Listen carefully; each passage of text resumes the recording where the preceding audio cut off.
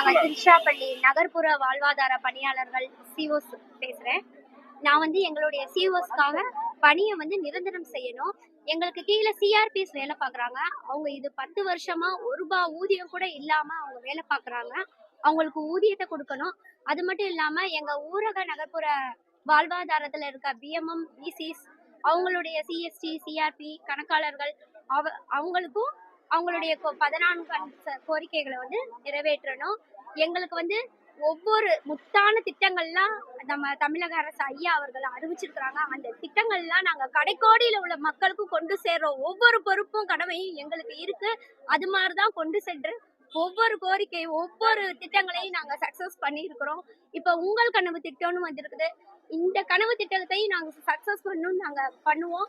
இந்த கனவை நிறைவேற்றுறதுக்கு எங்களுடைய கனவையும் தமிழக அரசு ஐயா அவர்கள் கேட்டுக்கொள்கிறார். எங்களுடைய சம வேலை சம ஊதியம், பணி பாதுகாப்பு, எங்களுக்கு பணி பாதுகாப்பு, பணி நிரந்தரம், எங்க சிஆர்பிஸ்க்கு சேலரி, ஊதிய உயர்வு இது வழங்கினா எங்களுக்கு ரொம்ப சந்தோஷம். இது கோரிக்கை நிறைவேறும் வரை நாங்கள் தொடர் போராட்டம் பண்ணுவோம். என்னுடைய பெயர் சமுதாய அமைப்பாளர் நதியா. அனைவருக்கும் வணக்கம். நாங்கள் திருச்சி மாவட்டத்திலேருந்து வட்டார ஒருங்கிணைப்பாளர் லலிதா என் பேர். நாங்கள் இதோட 6வது நாளாக நாங்கள் போராடிக்கிட்டு இருக்கோம். நாங்கள் வாழ்வாதார இயக்கத்தில் கிட்டத்தட்ட 13 வருஷமாக வேலை செஞ்சுக்கிட்டு இருக்கோம். எங்களோட கோரிக்கை 14 அம்ச கோரிக்கைகள் நாங்கள் முன் வச்சுருக்கோம், அரசுக்கு முன்னாடி முன் வச்சுருக்கோம்.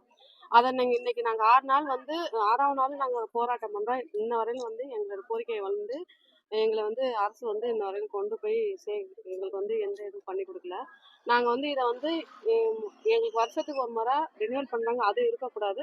சம்பள உயர்வு எங்களுக்கு வேணும். இதில் சம்பளம் நேரடியாக எங்கள் அக்கௌண்ட்டுக்கு வேணும்னு சொல்லிட்டு தான் நாங்கள் ஒரு 14 அம்ச கோரிக்கைகள் வச்சுருக்கோம். இதை அரசுக்கு நாங்கள் எதிராக எதுவும் செயல்படல.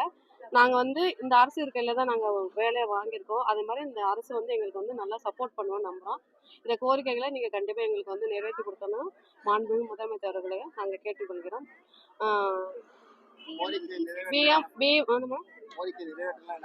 தொடர்ந்து போராட்டம் தான் பண்ணிக்கிட்டு. இந்த முடிவு எங்களுக்கு நல்ல முடிவு வர வரையும் தொடர்ந்து நாங்கள் போராட்டம் நடத்திக்கிட்டு தான் இருப்போம். இது தொடர் போராட்டமாக நாங்கள் கண்டினியூ பண்ணிக்கிட்டு இருக்கோம்.